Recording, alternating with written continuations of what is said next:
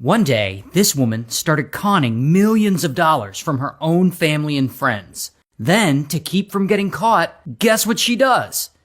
Now, the woman's name is Natalie, and Natalie's around 37 when this story starts, and she's living in Daniels, West Virginia. And one day in 2017, she's at home watching TV, and the movie War Dogs is on.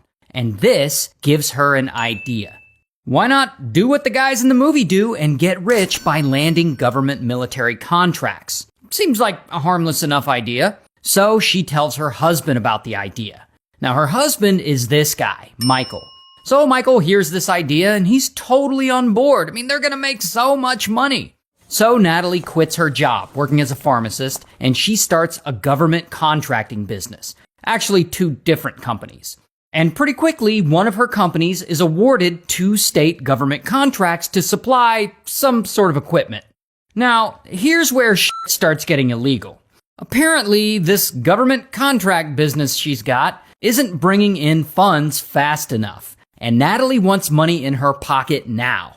So she turns to her family and friends, and she starts asking them to invest in her companies so that she can buy inventory. And if they invest, she'll make them all kinds of returns. They're gonna be so rich.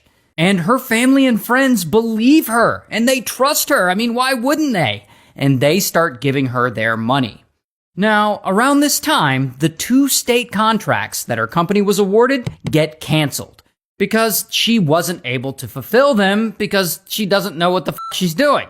Now, at this point, she could simply admit that she screwed up and that she doesn't know what she's doing or how to even fulfill a government contract, but that's not what she does. Instead, she starts lying. She claims everything's going fine and she asks for even more investments. And so people give her more money until she's controlling about $2.5 million. And whenever earlier investors ask for their returns, she pays them using money from newer investors.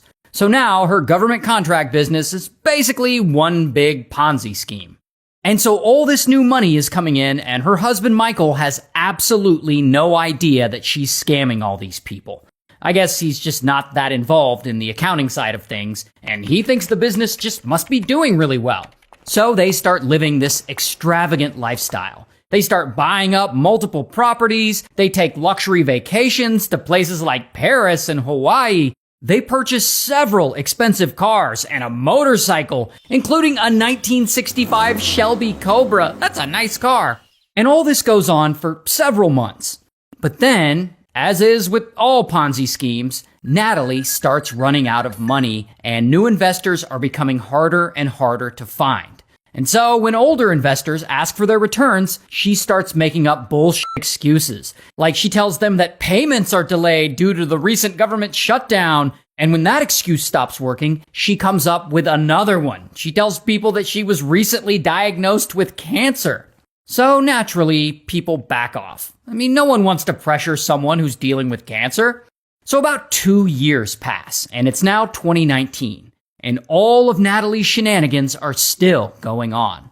But by this point, she's running out of new investors to scam. And some of her old investors haven't been paid back yet, and a lot of them are getting super pissed off. And they're letting Michael know how upset they are. And so naturally, Michael goes to Natalie and he's like, "Honey, why haven't these investors been paid back yet?"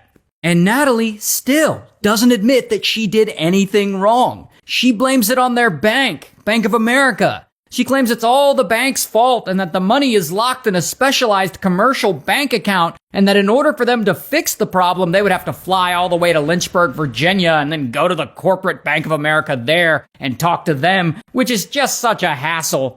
She's trying to make it sound complicated so that he won't try to fix the problem.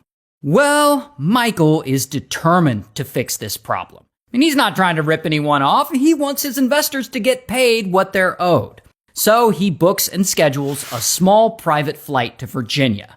Now, internally, Natalie is panicking. I mean, if Michael flies to Virginia and talks to the bank, he's gonna know that she's lying and her whole Ponzi scheme will be exposed. So she decides the best way out of this situation is to kill her husband. Her plan is apparently to poison him with insulin. And so she gets to work on this plan. And she has a neighbor who should always have a supply of insulin because the neighbor's son has diabetes. So she texts this neighbor, and she tells her that her cancer has gotten really bad and that insulin actually makes her feel better, and so she needs to borrow some right away. So neighbor's husband brings her over some insulin. Then, later that day, somehow, and we're not entirely sure how, maybe he was asleep, maybe he just wasn't paying attention, but somehow Natalie injects Michael with a massive dose of insulin, which a large dose of that can cause a person's blood sugar to crash to dangerously low levels, and that can kill them. And so, not long after the injection, Michael suddenly collapses in the kitchen and he loses consciousness. But Natalie, she doesn't call 911. Instead, she takes a picture of unconscious Michael and she sends it to some friends. Like, Michael has the flu and he fell on the floor. He's okay. I guess she's trying to make sure that there are witnesses who can later say that they saw Michael in bad condition. Well, at least one of those friends shows up to Natalie and Michael's house.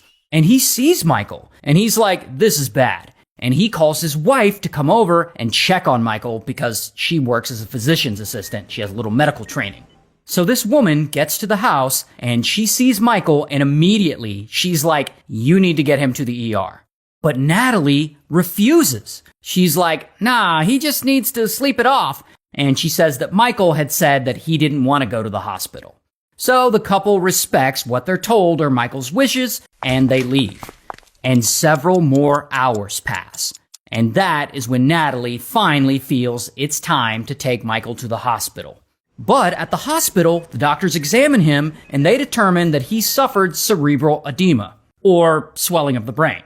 And unfortunately, 5 days later, he dies from this. And his death is later determined to have been from natural causes.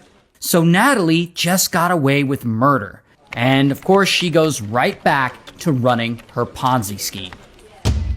Until some of those early investors are still angry with her because they still haven't been paid back yet. So they go and they report her to the police and to the federal government. So the feds go and they look into her and they see that her companies had never actually secured a single defense contract and that her whole business is a Ponzi scheme. So police get a warrant and they search her house and they're looking for any evidence regarding this Ponzi scheme. And that is when one of the detectives notices something odd. There's a vial of insulin in her refrigerator, but neither Natalie nor Michael are diabetic. And that discovery prompts them to reopen the case regarding Michael's death. And eventually they conclude that he died from a massive insulin overdose and that Natalie was the one who poisoned him. And so, bam, they arrest her. Here's her mugshot. And so ultimately she takes a plea deal over the fraud and she gets sentenced to 11 years in prison for that. Then she goes to trial over the murder and she's found guilty for that and she gets sentenced to life.